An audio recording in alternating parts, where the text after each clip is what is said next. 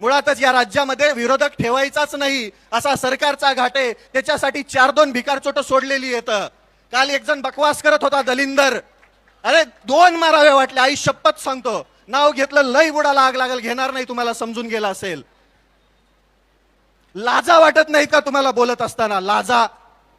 अरे जनाची नाही मनाची तरी ठेवा ना. कोणीतरी शेतकऱ्यांसाठी लढत असताना तो स्टंट कसा असू शकतो?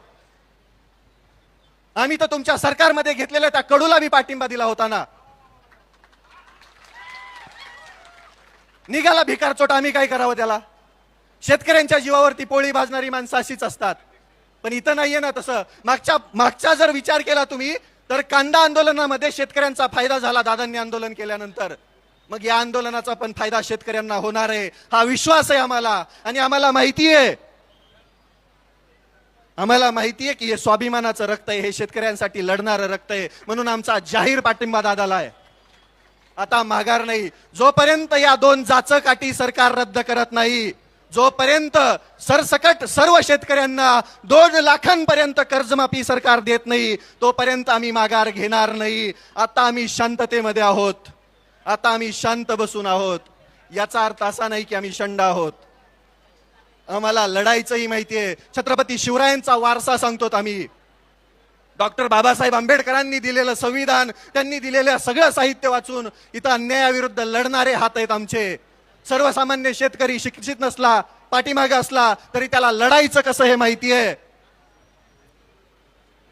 आम्ही लढणार, तोपर्यंत लढणार जोपर्यंत शेतकऱ्यांना त्यांचा हक्क भेटणार नाही. आम्ही लढत राहणार, शेवटच्या श्वासापर्यंत लढत राहणार. उद्ध्वस्त व्हायला लागली आहे शेती, उद्ध्वस्त व्हायला लागलाय शेतकरी, आणि उद्ध्वस्त व्हायला लागलेत शेतकऱ्यांची कुटुंब. आमच्या शेतीवरतीच आमची लेकरं मोठी होतात, शाळा शिक्षण घेतात. पण नाही, बाकी काही असेल, फक्त आणि फक्त शेतकऱ्यांचं रक्त पिण्याचं काम इथलं सरकार करत असेल तर यांना धडा शिकवायची वेळ आली आहे. आणि माझी त्या प्रत्येक स्टंट म्हणणाऱ्या भिकारचोटाला विनंती आहे. त्या आझाद मैदानामध्ये लोळत असताना आम्ही बघितले डुकरावानी.